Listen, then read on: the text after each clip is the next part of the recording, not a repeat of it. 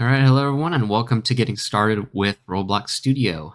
This will be the first video in a multiple video series on the basics of scripting, and eventually we'll get to the application of all those topics and eventually get you to where you need to be to start making Roblox games.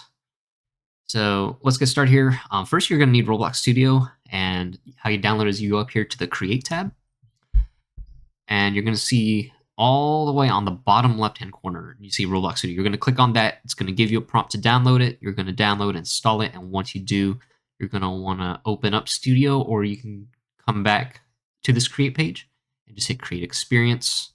When you do this, it's going to give you another prompt to open Studio. You're going to do just that. And you're not going to see any of these up here because you do not have any experiences made yet. However, I would recommend you start off with this base plate or this base plate just because there's no scripts, there's no builds, there's nothing distracting or anything that could conflict with anything you're trying to make or follow along within my tutorials.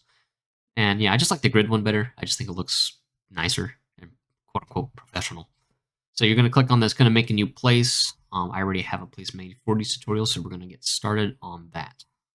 So a couple things you're going to want to need before you get started with scripting is your Explorer, Properties, and Output tabs.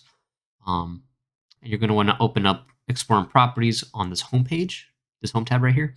You're going to just click Explore and Properties. It's going to open them up. I like having mine on this side of the screen, but you can put them anywhere you want. It's just a personal preference of mine. I put Properties underneath it, and I keep my output down here below. And you can adjust how much of the screen they take up, depending on your comfortability, or if you need to read things a little easier. Because sometimes when it's too short, it cuts things off. All right. So to create scripts, go to Server Script Service, hit this plus sign, make a server script, and it's just called script here in Studio. And the reason for this is just because it's more secure to put it in here than say workspace or replicated storage.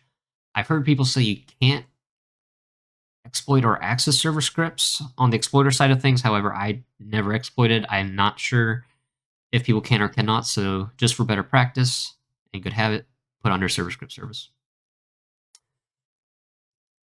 So now that you made the script, how do you make it do things, right? So let's say you have your script all written out, and in this case, we have the print function right here, and it's going to put hello world into the output. And I'm going to make another quick separate video about how that works and what you can do with it later.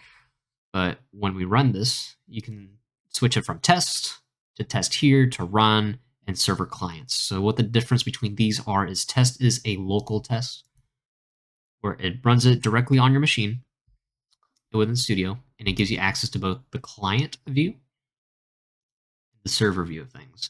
And eventually I'll go over how you can use both of these views to achieve exactly what you need to create games, because these are actually very, very important. Now, I typically don't use test here, but it lets you kind of test a live game also on your computer. I typically don't use it as often. I usually just use test just because it runs quicker. Now you have run, where it doesn't spawn in your character, so there is no client side of things running. It is just the server end. There is no player. It is just the server's view. So you can use that when you're running, say, something that doesn't require a player, and you just need to see if it runs correctly. That's when you would use that.